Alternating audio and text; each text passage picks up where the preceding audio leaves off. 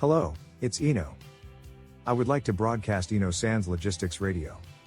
Today I would like to talk about the article, from jock.com, Market May Change as US Shippers Prepare for Rising Fuel Costs. As I reported in another radio, the cost of fuel for ships and trucks is currently rising due to high crude oil prices.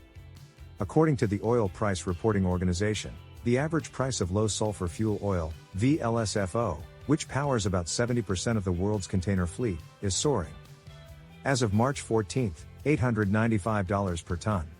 This is about $160, more than $726 per ton on February 23, before the invasion of Ukraine. And about $280, more than the 2021 high of $617 per ton. Also, high sulfur fuel oil was $623 per ton as of March 14, up about $90, from $534 per ton on February 23, before the invasion. And up about $120, from the 2021 high, $504 per ton. Therefore, some companies are now investing in scrubbers, exhaust gas cleaning equipment. Shippers are concerned about new fuel costs and impact on transportation as the Russia-Ukraine war continues.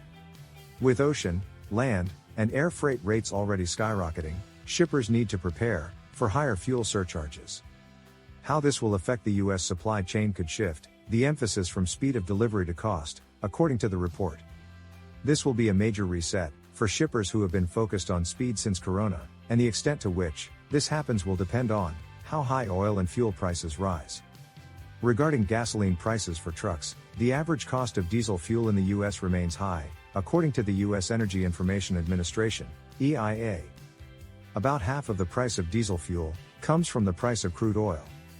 Strong freight demand and the resulting supply chain disruptions lead that diesel and gasoline prices are likely to remain high, according to the report.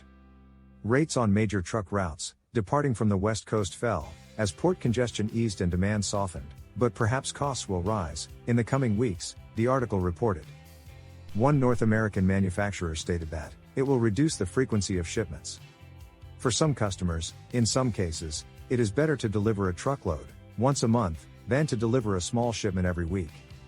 Shippers may be more inclined to use intermodal rail, especially for long-distance shipments. Intermodal fuel surcharges are about half those of trucking. For example, fuel surcharges on one of the busiest routes in the U.S., Los Angeles to Chicago, are follows.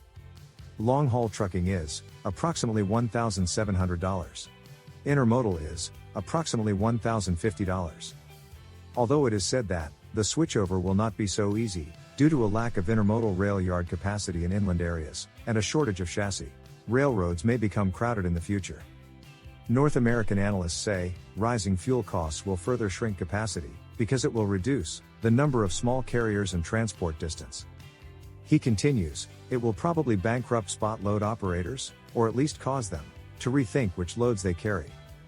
The trade-off between expedited delivery and soaring fuel costs will be at the forefront of shipper negotiations with customers.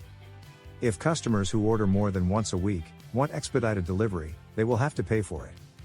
And it is difficult for them to absorb the elevated costs headed their way. Shippers' average truckloads have decreased by 10 to 20% over the past year, due to disruptions in the logistics network.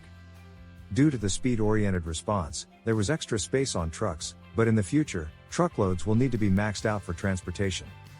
My personal prediction of what will happen to North America in the future is as follows. Retail store shelves are scuffed. Warehouse capacity is tight. Clogged railroads. I also believe that there is a possibility of congestion at ports, because shippers who want to choose rail will refrain from using trucks. Soaring fuel costs may affect us in this way. I will continue to update you with information. That's all for today. Thank you.